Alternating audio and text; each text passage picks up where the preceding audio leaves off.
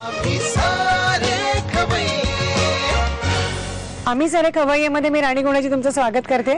आपण आलो आहोत कर्जतला कडाव या गावी आणि आपल्या आजच्या गेस्ट आहेत जानकी रघुनाथ उपाध्ये। जानकी रघुनाथ उपाध्ये। ओके, नमस्कार। नमस्कार, कार्यक्रमामध्ये स्वागत। हो, धन्यवाद। आणि मला आता सांगा की अतिशय सुंदर गावात त्या राहत आहेत, तर या गावामध्ये मस्त वाडी आहे, मस्त घर आहे।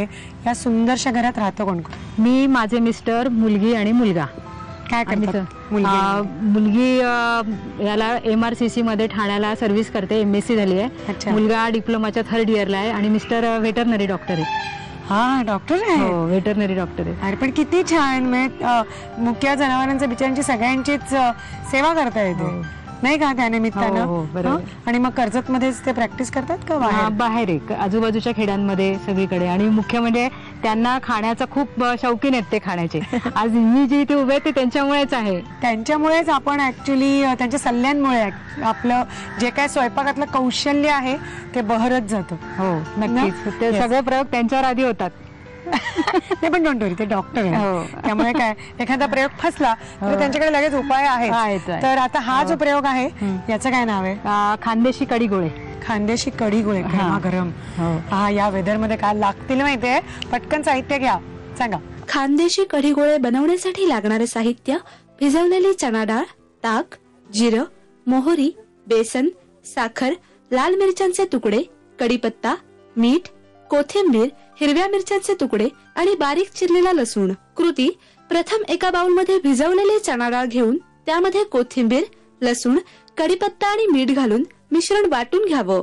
कढईमध्ये ताक उकळवून त्यामध्ये बेसनाचं पीठ एकजीव करून घ्यावं। उकळी आली की त्यामध्ये डाळीच्या वाटलेल्या मिश्रणाचे गोळे सोडावेत। तेलामध्ये मोहरी, लसूण, सुक्या आणि लाल मिरच्यांची फोडणी करावी आणि ही मोहरी कढीवरून घालून डिश सर्व्ह करावी। आणि आता बुरुलू शिकतोय आपण, तर त्याचं साहित्य लिहून घ्या। बुरुलू बनवण्यासाठी लागणारे साहित्य: शिजवलेली हरभरा डाळ, एकत्र वाटलेलं तांदूळ आणि उडीद डाळीचं मिश्रण, गूळ, मीठ, वेलची पावडर, तळलेले काजूचे तुकडे आणि साजूक तूप। कृती: प्रथम एका कढईमध्ये शिजवलेली चणा डाळ घेऊन त्यामध्ये गूळ, वेलची पूड, मीठ आणि तळलेले काजूचे तुकडे घालून पुरण शिजवून घ्यावं। तयार पुरणाचे छोटे छोटे गोळे तांदूळ आणि उडीद डाळीच्या वाटलेल्या मिश्रणामध्ये घोळवून डीप फ्राय करून सर्व्ह करावेत।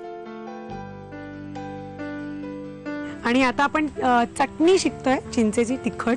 तर साहित्य सांगा। चिंचेची चटणी बनवण्यासाठी लागणारे साहित्य: बारीक चिरलेला कांदा, तिखट, मीठ, चिंचेचा कोळ, गूळ, भाजलेले तीळ आणि जिरं।